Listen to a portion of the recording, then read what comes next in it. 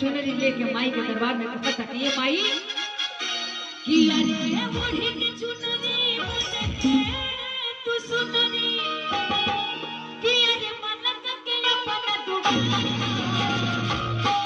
एगो हाथ छाने पर ढला हैगा दो चलो एगो ढलाई दो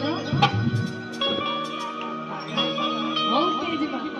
ये निकालो तेज बा पीछे बा ऑनलाइन से होई है कोई से ले जा कैसे हो कि अरे है ओढ़ी के चुनरी मन के तू सुनरी कि अरे मन के अपना तू कहे को बाकी हमनी के नचनी सन तो का नचनी सन जब शंकर भगवान तांडव कइले तो पूरा ब्रह्मांड हिला गए। ये पृथ्वी नाचता केहू भक्ति में नाचता केहू शक्ति में नाचता तो चले माई के दरबार में कहे कैसे कि माई हो दुनिया जोई तू माई हो दुनिया जोई तू कि बघवा के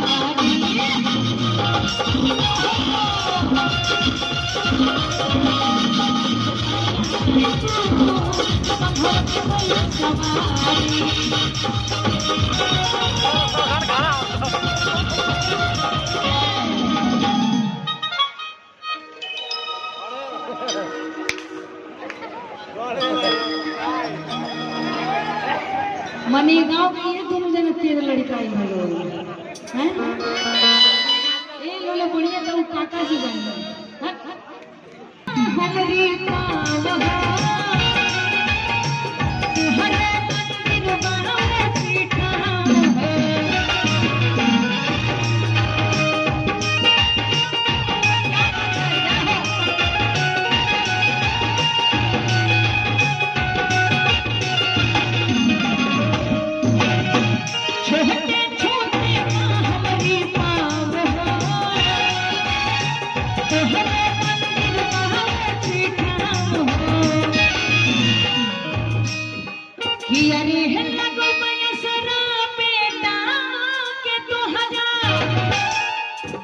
लड़का कहता कि माई असरा लगा के सब लोग बैठे बा तेरे दरबार में लेकिन कहना है कि कोई बात न सुने तो सुनाने से क्या फायदा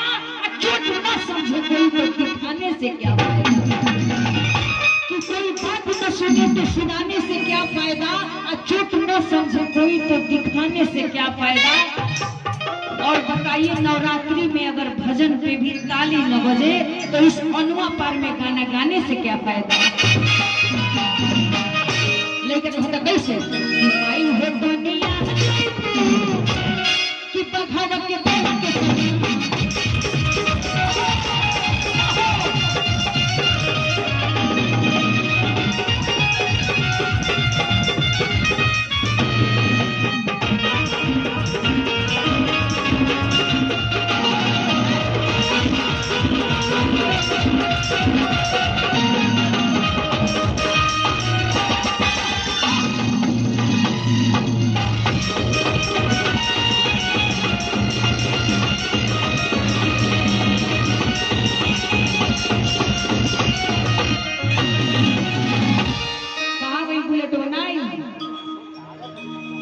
कहाँ बनी डॉक्टर साहब के भेजी तो